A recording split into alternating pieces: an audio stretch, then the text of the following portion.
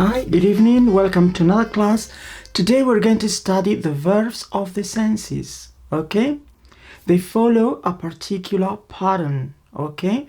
We've got feel, sense of touch, el sentido del tacto. Smell, this sense, right? Smell. Taste, el sentido del gusto. Sound, the hearing sense, right?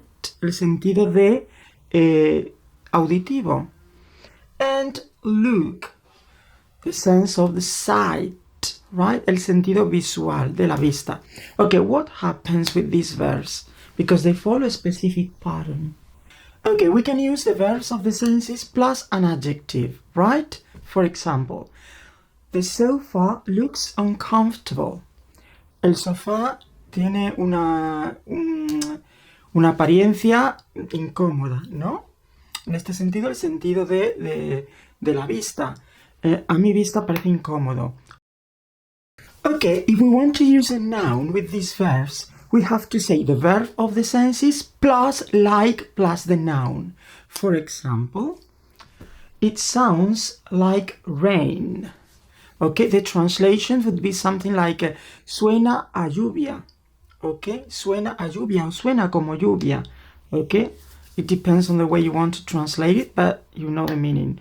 Or it feels like leather. Okay, it feels like leather. That means that a tu sentido del tacto, tú tocas algo y el sentido del tacto parece que es como cuero. Okay?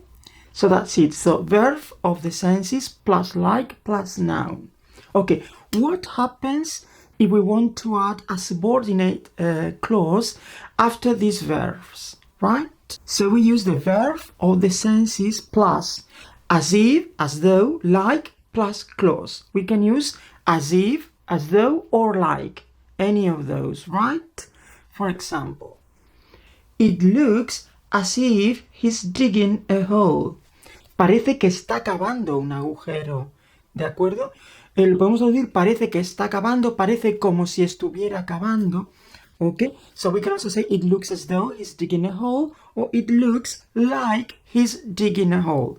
Clause, cláusula, eso se refiere en español a una oración subordinada. Okay? So we have to put the verb seem in brackets together with look. Why? Because there are some similarities with look, but it's not exactly the same. So here we've got an example. You seem tired and you look tired. Okay, what's the difference? You seem tired is that I get that general impression from your behavior, from your words, from the way you move, for example. And you look tired is that visually, from a visual point of view, I see you tired.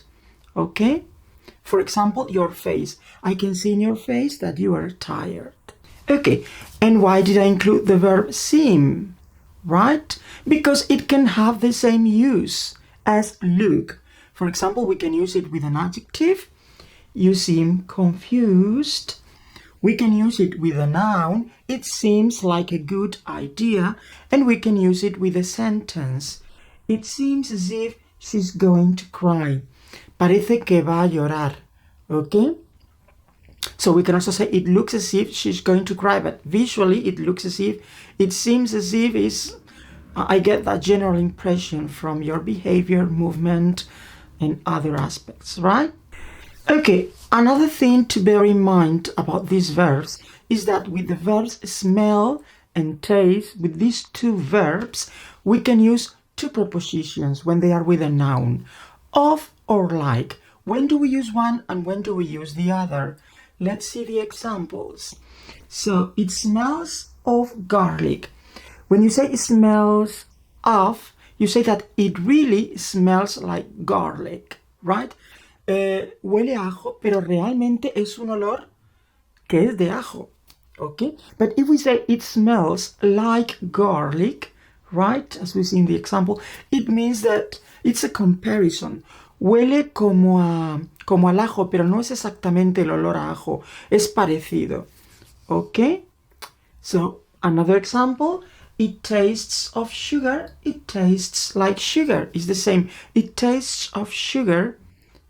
Sabe a azúcar, realmente sabe como el azúcar, ¿vale? Pero if you say it tastes like sugar, I'm comparing it with sugar, right? But it doesn't really taste like sugar. It's something very similar, right? And finally, I would like to point out that feel like, we have studied the sense of touch, el sentido del tacto. For example, it feels like leather, as we saw in the example. Don't confuse it with feel like as a verb meaning fancy. También tenemos el verbo feel like, que significa apetecer, okay? Don't confuse it with feel like when it's a verb of the senses, right? For example, I feel like having a cup of tea. Me apetece tomar una taza de té. It's got nothing to do with the sense of touch. It's not the same as it feels like leather, right? It's not the same meaning, right? Okay, very good. So now we're going to do exercises. You're going to pause the video when I put you an exercise. You're going to think of an answer, and I'm going to give you the solution, right? So let's get started. Okay, first example. Sandra sounds as if she had been terrified, or Sandra sounds like terrified. Which one is the correct one? Pause the video and I'll tell you. Ready? Okay, the correct one is Sandra sounds as if she had been terrified. Sandra suena en su voz, okay, se refiere al sentido auditivo, por lo que puedo percibir, como si hubiera estado aterrada. Because in the second example, sounds like terrified. Terrified is an adjective. So I cannot say a verb of the senses plus like plus adjective. No. When we use like, it's plus a noun with these verbs. Okay? So let's see another example. It smells as if something is overcooked. It smells like something is overcooked. Okay? Pause the video and tell me the correct answer. Ready? Okay, so both are correct. Why? Because with a clause, con una subordinada, con otra oración subordinada, right, with a subordinate sentence, we can use as if, as though, and like. So, both are correct. Okay, let's focus on the third example. It looks like a paranoia of the artist.